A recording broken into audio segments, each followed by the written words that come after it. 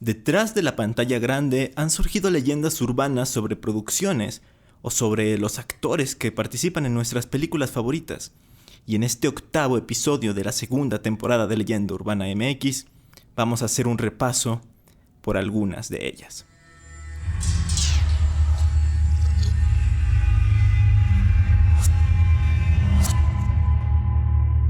Esto es Leyenda Urbana MX con Ismael Méndez.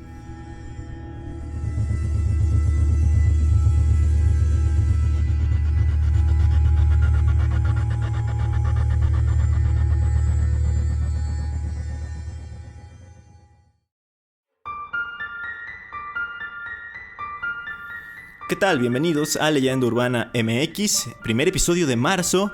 Ya estamos muy cerca de cumplir un año con el podcast. Fue el 27 de marzo de 2020 cuando se publicó el primer episodio en este formato.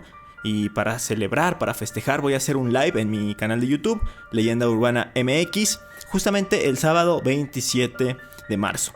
Voy a estar hablando de cómo surgió el proyecto, el proceso creativo, qué viene para el futuro, y también voy a estar contestando sus preguntas, tanto aquellas que tengan que ver con los temas que hemos tratado, así como dudas que tengan acerca de la producción de los programas. Háganmelas llegar a través del Facebook o el Instagram Leyenda Urbana MX o mediante el mail a contacto@leyendaurbana.com.mx. Dicho esto, vámonos con el tema de la semana. Hace algunos meses hablamos de leyendas urbanas de la televisión mexicana y ahora trasladamos el tema al séptimo arte. Pero no solo hablaremos de películas en específico, sino a todo lo que rodea a este mundo. De hecho, me voy a enfocar bastante más en el talento, en los actores, pues son de quienes han surgido más leyendas urbanas. Pero antes, un poco de historia. El cine mexicano se remonta a la llegada al país de las concesionarios, más bien de la Casa Lumière. Esto sucedió en agosto de 1896 y en este cine primitivo predominó el documental corto.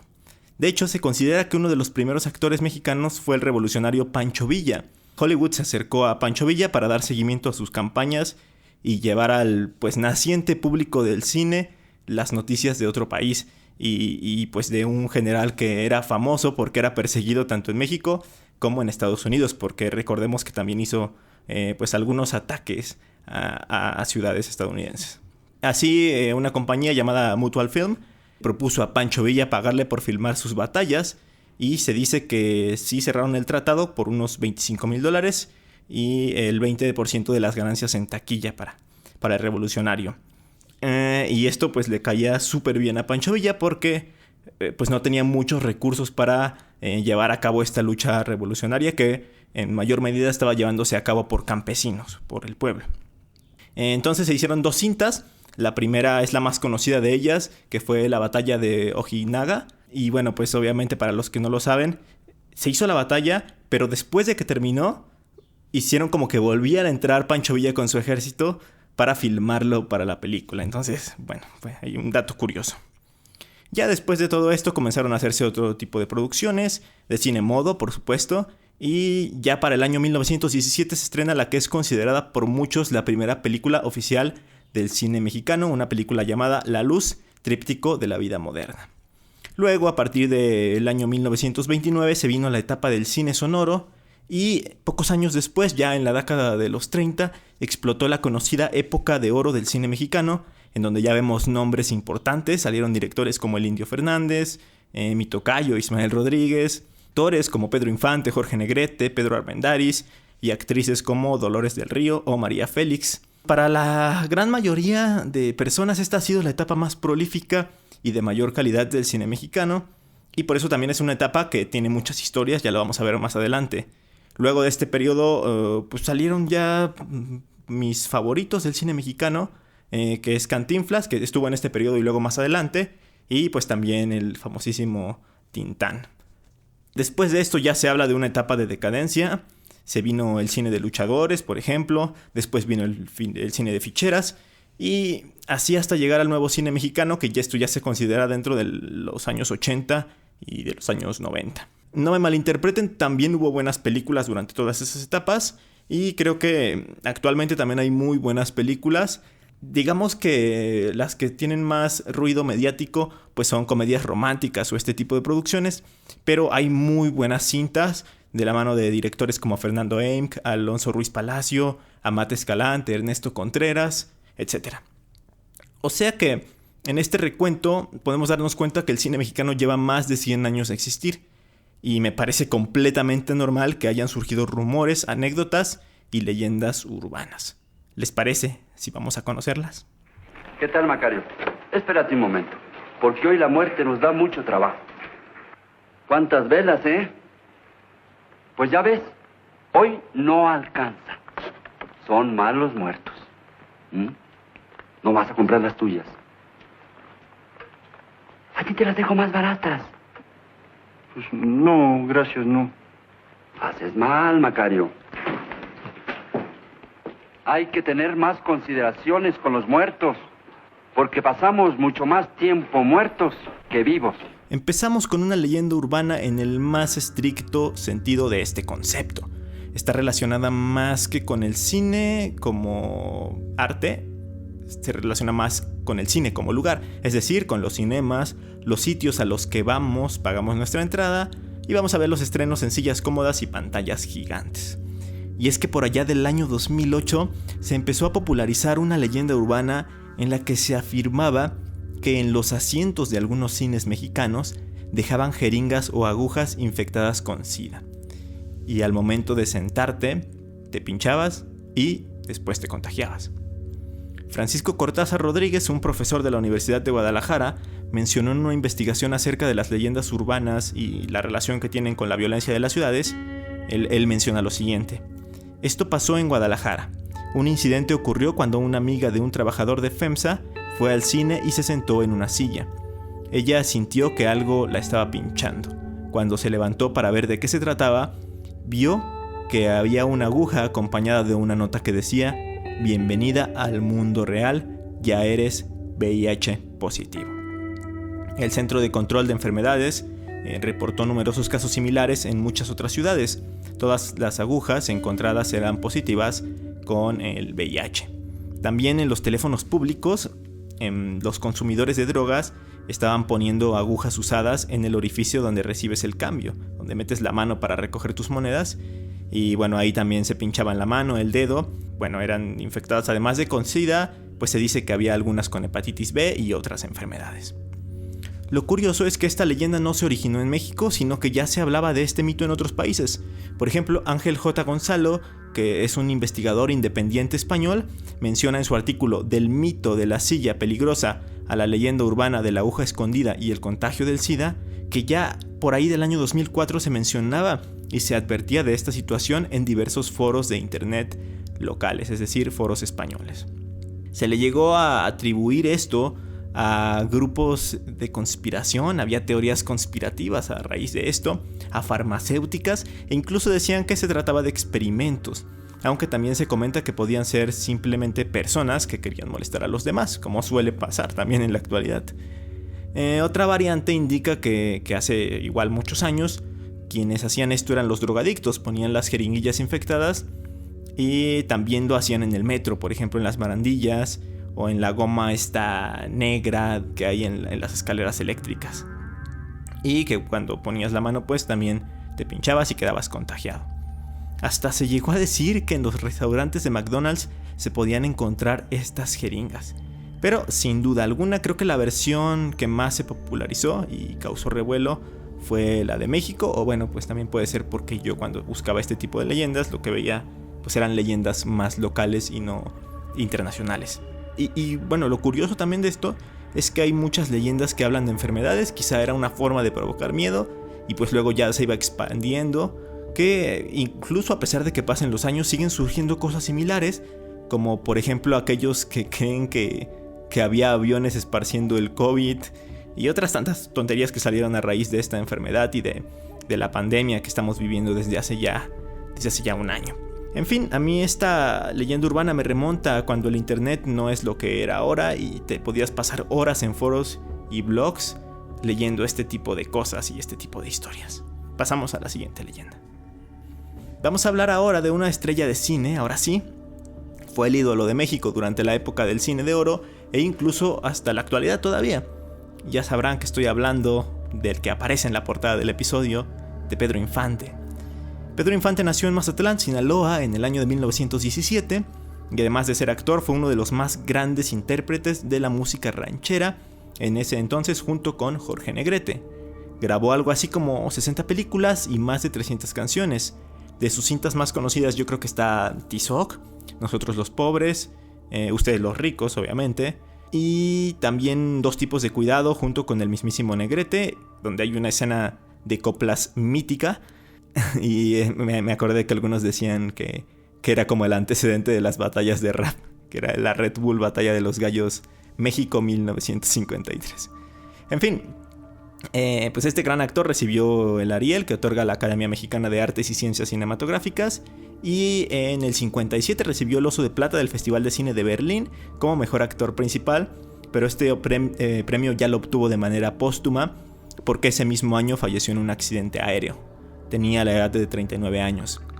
Les voy a contar un poco del accidente. Él era fanático de la aviación, acumuló unas casi 3.000 horas de vuelo como piloto, y el 15 de abril del 57 Pedro Infante piloteaba un C-87 Libertator Express, un avión de fabricación estadounidense, y poco después de despegar del aeropuerto de Mérida, acompañado por el capitán y el mecánico del vuelo, apenas había alcanzado poca altura cuando su avión se desplomó entre las 7:30 y las 8 de la mañana. Esto en pleno centro de la ciudad de Mérida, Yucatán, en el sureste de México. El avión impactó boca abajo, lo que se sugiere que fue una pérdida total del control. Se investigó el accidente y se determinó como causa probable que se debió a un error de maniobra. Esto fue probablemente provocado por el corrimiento de carga debido a una estriba incorrecta. En esa fase del vuelo pues acababa de despegar, entonces estaba casi lleno el tanque de combustible.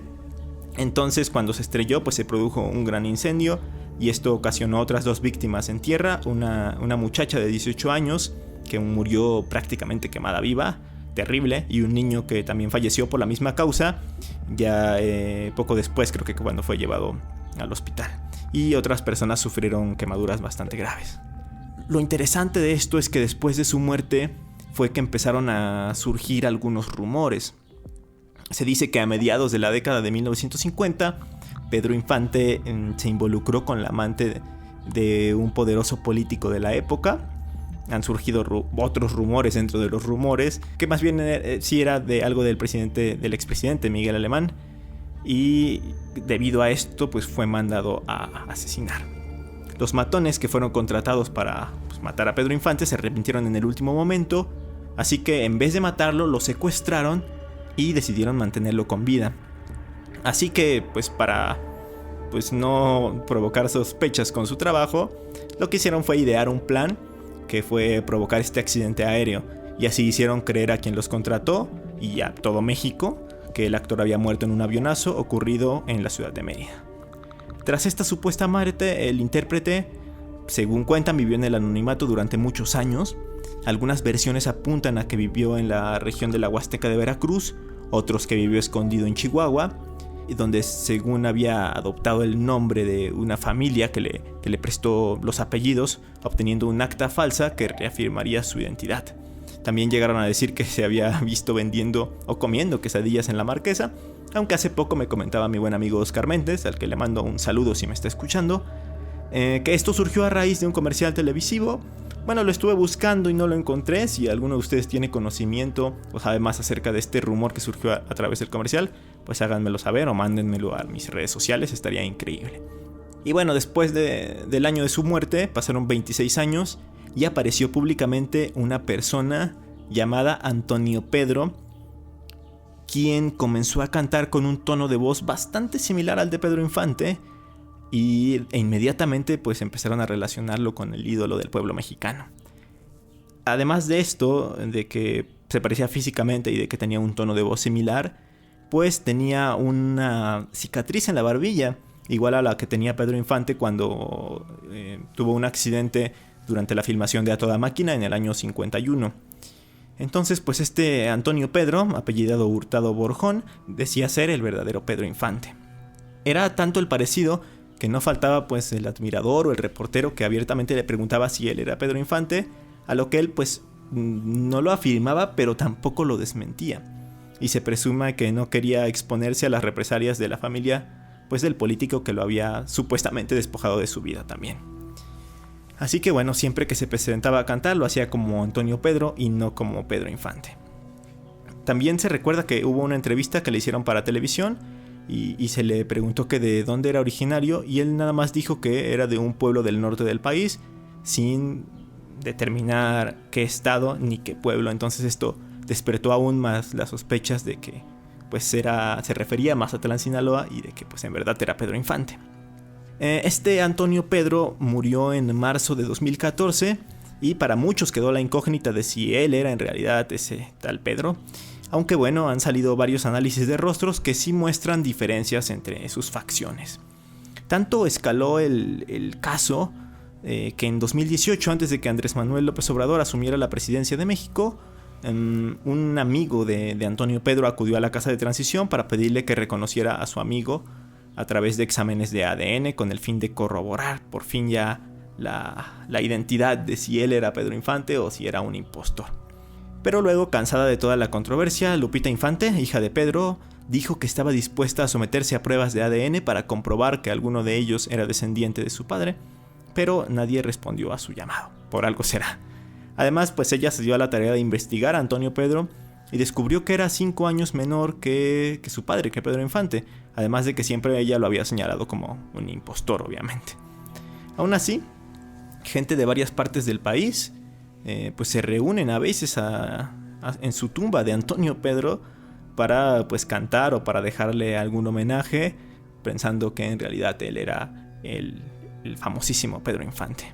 Yo creo que sí fue un impostor, solo aprovechó su parecido y su buena voz para ganar fama y hasta cierto punto dinero. Pero ustedes díganme también qué piensan.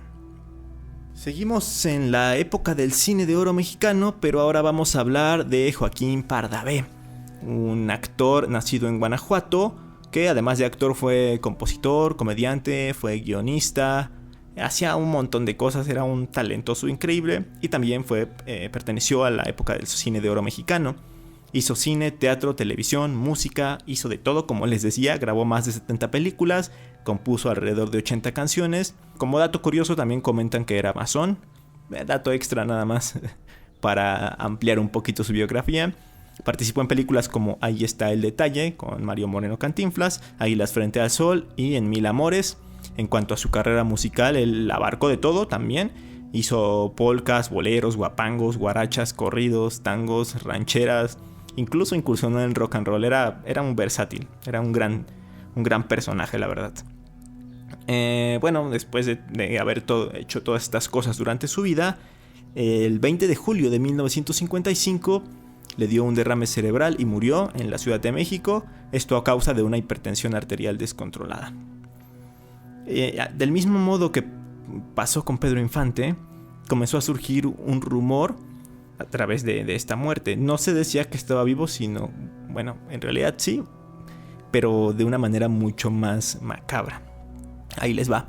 Según la leyenda, Pardavé sufría de catalepsia, que es una enfermedad que ataca al sistema nervioso de una manera repentina y se caracteriza por la rigidez e inmovilidad del cuerpo y la pérdida de la sensibilidad. Esto puede hacer que el enfermo parezca muerto, aunque en realidad nada más esté con esta condición que es temporal. O sea, sucede de vez en cuando, pero no es permanente, es temporal y después se recupera.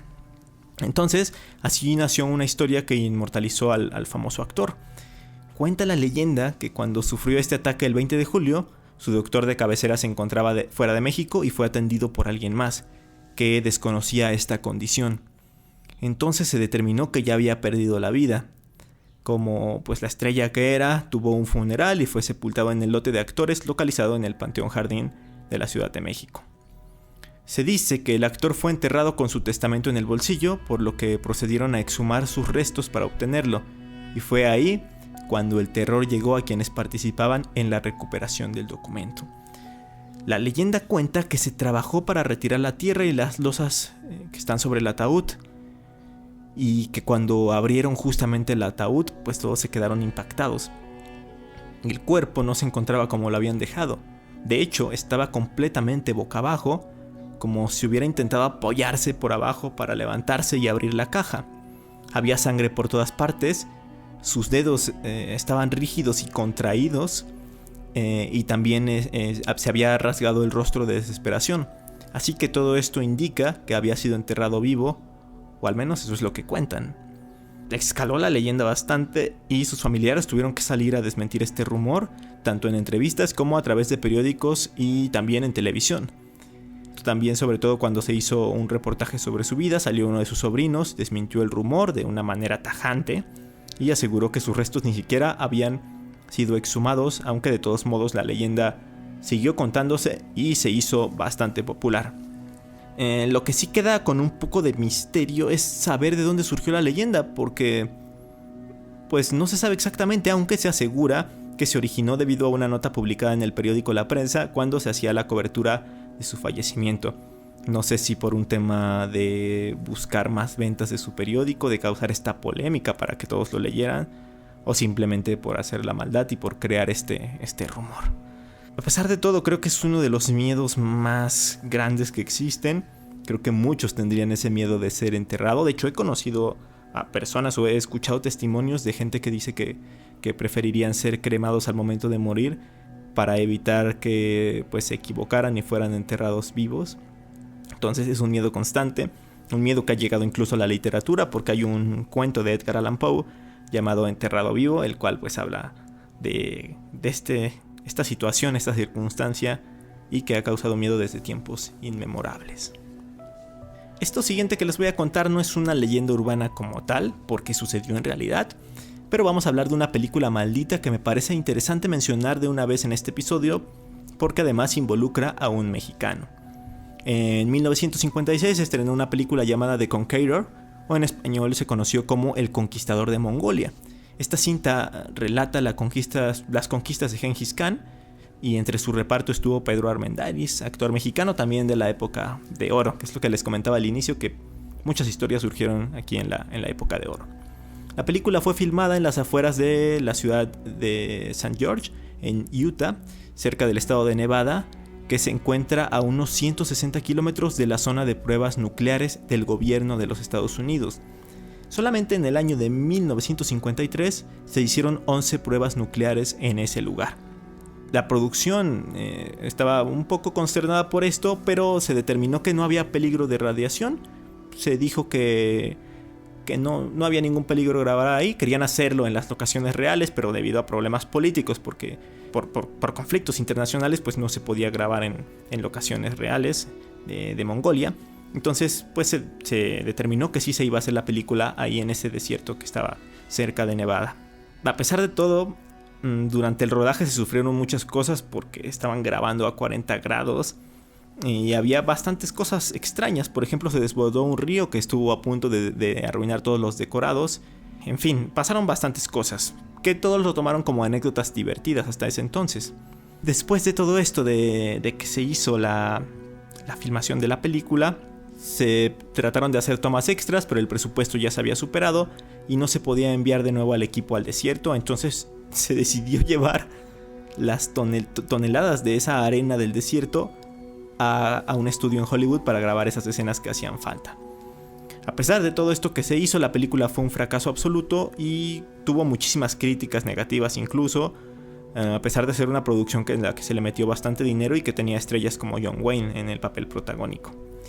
Pero bueno, esto fue lo menos preocupante del caso, porque las desgracias estaban a punto de comenzar en realidad. En ese mismo año del estreno de la película, en 1956, Victor Young, que fue compositor de la banda sonora, falleció por un tumor cerebral, y este era solo el inicio de una larga lista de fallecimientos que se irían produciendo durante más de 2 décadas. Todos ellos provocados por cáncer resultante de la filmación en zonas radiactivas. En 1963, el director Dick Powell murió por un linfoma. Agnes Moorehead murió también de cáncer de pulmón. Susan Hayward de un tumor cerebral. Otro de los actores igual de un cáncer pulmonar. Y John Wayne, que fue el protagonista y el más fuerte de todos, también murió de un cáncer de estómago, pero hasta el año 1979 fue el que aguantó más. O sea, de los 220 integrantes del equipo, más de 150 murieron de cáncer en los siguientes años. Y eso sin contar a los numerosos extras contratados para dar vida a las hordas mongolas, que también contrajeron la enfermedad y pues probablemente también muchos de ellos murieron. Y a todo esto, ¿qué fue del actor Pedro Armendáriz? Pues el 18 de junio de 1963, él se suicidó a los 51 años de edad al dispararse con una pistola que había introducido de contrabando en el hospital. Esto pues al estar enfermo de cáncer de riñón terminal, ya no aguantó más y se quitó la vida. Igual este cáncer se le produjo después de rodar La cinta maldita. Fue enterrado también en el Panteón Jardín, ubicado en la Ciudad de México.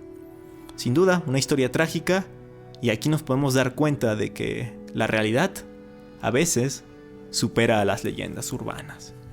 Esta siguiente leyenda también fue un clásico por allá de la misma época de la leyenda de las jeringas con SIDA, ya saben, en todas estas recopilaciones de leyendas urbanas mexicanas, y se involucra a otro actor, al famoso Gaspar Enaine, mejor conocido como Capulina.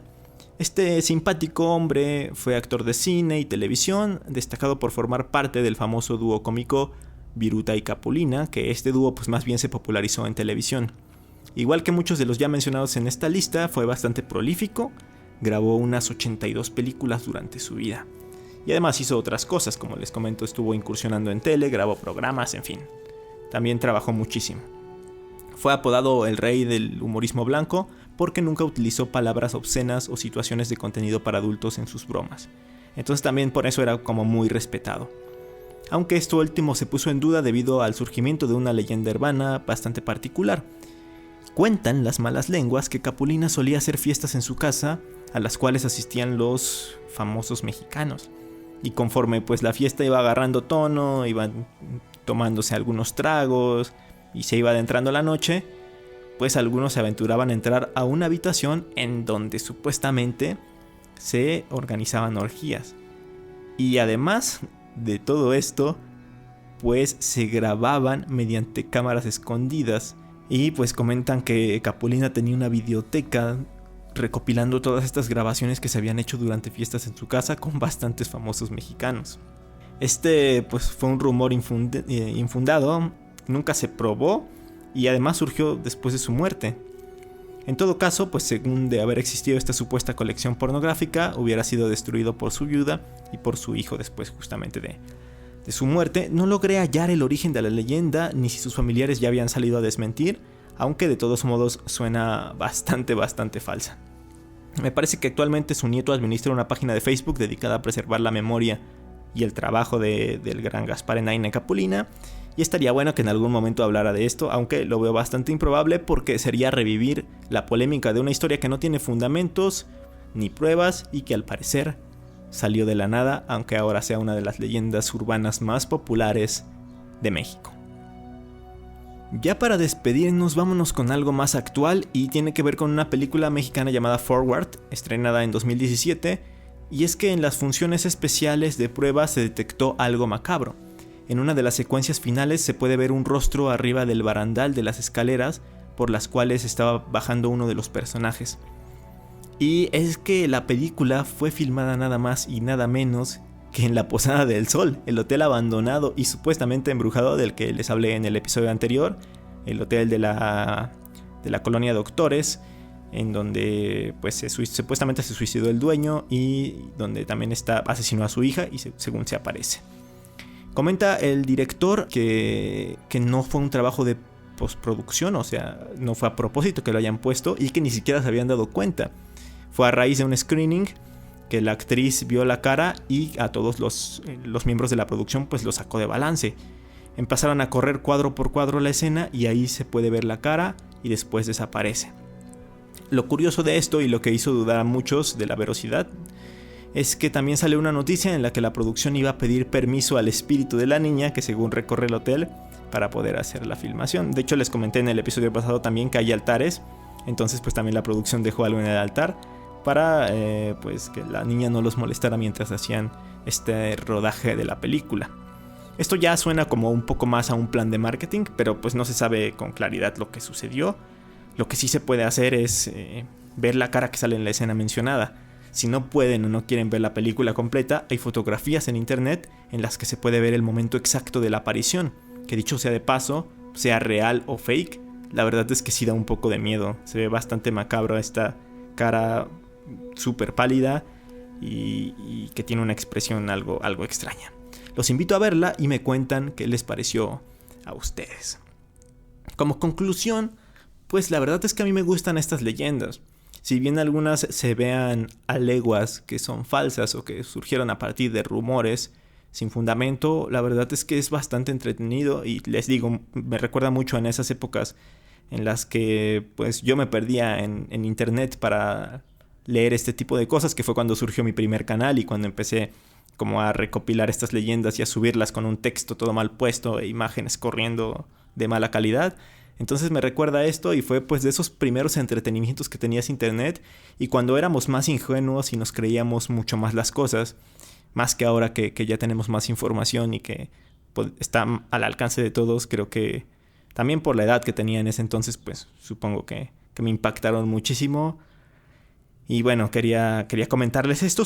Probablemente más adelante hablaré de otras leyendas urbanas, pero ahora dedicadas a la música mexicana. Si encuentro la suficiente información, pues haré igual la recopilación y se las traeré a todos ustedes.